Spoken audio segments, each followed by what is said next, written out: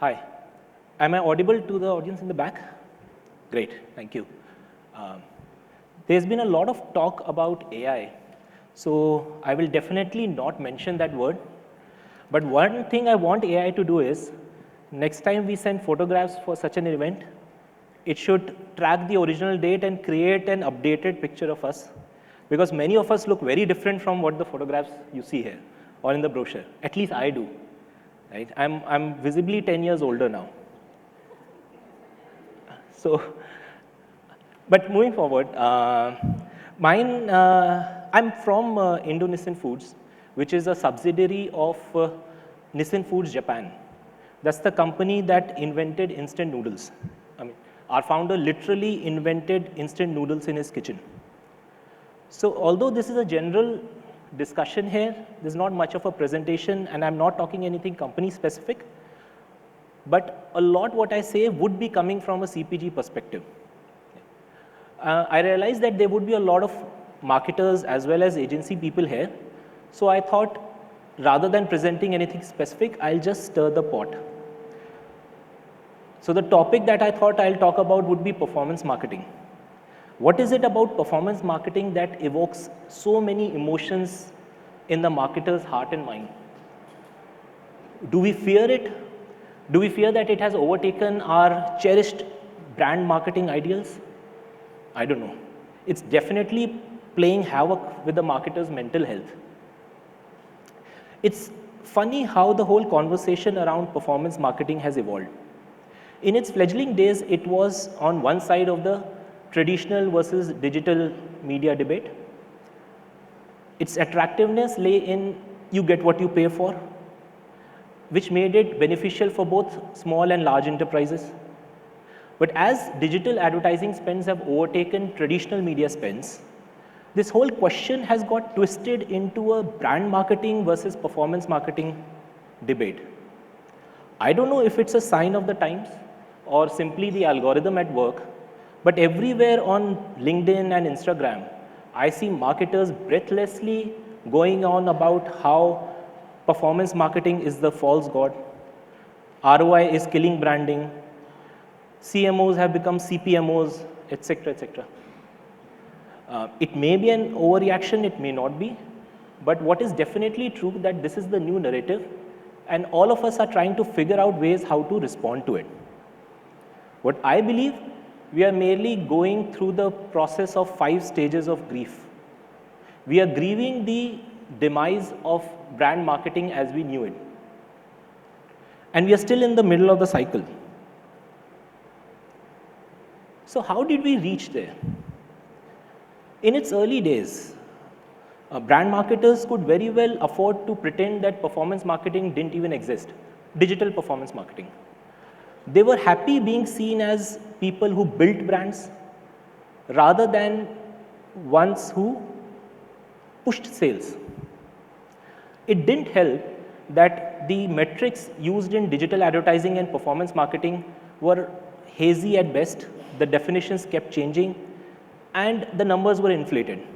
And anyone who got initiated into it very quickly realized that some of the metrics that were being told to us are very important, are just for the noobs, and are just there to show big numbers to show the digital media reach.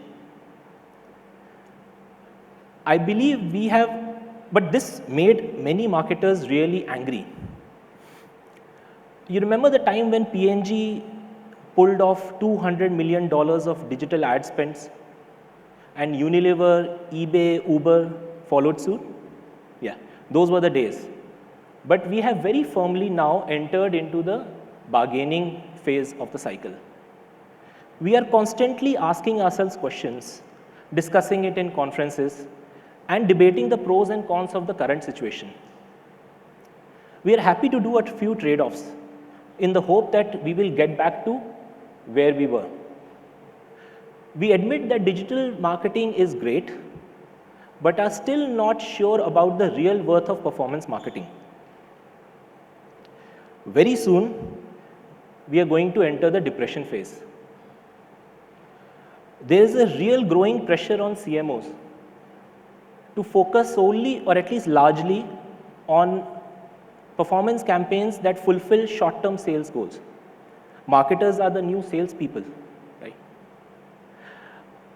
If we don't do it, we would be looked at as an expense account. Unfortunately, nobody wants to build cathedrals anymore.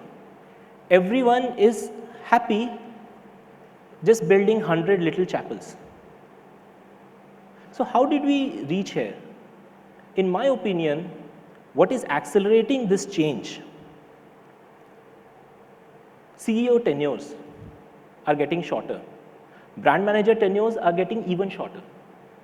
So all the decisions that are taken are tenure driven.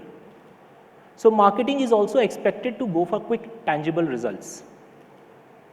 Now, old school marketers will definitely scoff at this. They will charge that performance marketing is the easier way out because brand building has become much harder, and that's very likely true. But that's what it is. There is an irreversible shift to the perception that performance marketing is where marketing should be spending most of its resources on. We don't know what works, but empirically at least, we see the brands that are doing very well are also the brands that do performance marketing very well. So what works? I really don't know. I don't know if there are answers, but I definitely think we should be able to skip this depression phase and move forward. And it is important to do that because marketing is the function that has the most long-term impact in the organization. Very often it is upon the CMO to take a hard stand and ensure that the long-term priorities are not compromised in the face of short-term wins. To ensure that the organization's initiatives remain strategic, innovative, and creative. I have a suggestion how this can be done, right? But even here, acceptance is the key. Now, obviously, there's a consensus that marketing should be more accountable for its spends, especially in an environment where the margins are thinning by the day. We should let numbers lead the way and be ruthless in our execution and measurement. And we need to do it ourselves. Otherwise, someone in the finance department will be taking that call for us.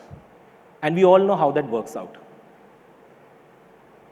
On the side, we should definitely do imagery and thematic and do all the stuff that is required to keep the brand health metrics in good shape so that we can properly operate in both the physical and digital worlds. Brand building does reduce the cost of conversion, improve the conversion rates, thereby reducing the cost of both sales promotion and performance campaigns. The trick is to keep them together yet separate, like the tracks of a railway line. Otherwise, they will end up diluting each other. We don't want the brand marketing people to get tempted into doing too much of performance marketing. We also don't want the performance marketing people to be under the illusion that they are the ones who are actually building the brand. Okay. The key is to view performance marketing as an ally in the brand building process, but not an enabler. And see, for a new small CPG brand like ours, any views or impressions add on to the brand awareness. So we are happy. But aside from the hard benefits, I'm glad that performance marketing exists because in a way, it does give a certain comfort to all the internal stakeholders, thereby ensuring that the budgets are secure so that I can keep the ship steady for the long course. And equally important, it gives my team members a sense of empowerment and a feeling that they are equally involved in the branding process. Now, there's something called the holy grail of marketing, and marketers have been forever in search of that. It has gone from storytelling to customer loyalty to upselling to cross-selling and even attribution now. But whatever be that holy grail, The journey for it is long and never ending. So the important thing is to focus on the long term. And by long term, I of course mean category expansion, new customer acquisition, new product development, social initiatives, environmental initiatives, stuff that performance marketing cannot touch till the time they actually happen.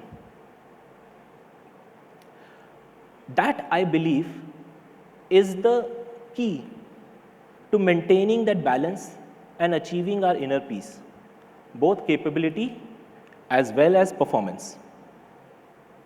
One cannot do without the other, and that's the long-term path for converting this grief into joy. I would like to end by rephrasing Mr. Rory Sutherland, who's the VP of Ogilvy, who said this in a recent rant against ROI-based marketing. It's an interesting one. And let me get this right. We, as marketers, should run the opportunity-driven race to the top rather than the efficiency-driven race to the bottom. We should be striving better for more and not same for less, which performance marketing very often deteriorates into. Now, I understand that's a tight rope walk, but in my discussions with everyone yesterday, today, and even tomorrow, that's the solution that I'm looking for. Thank you.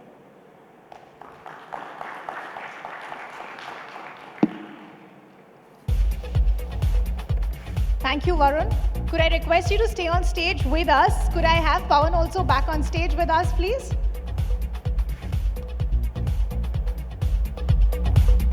Before I let you go, I was just curious from the sessions that we heard and also the first panel that we had. If I could ask Pawan first, any particular, could we have a mic, please?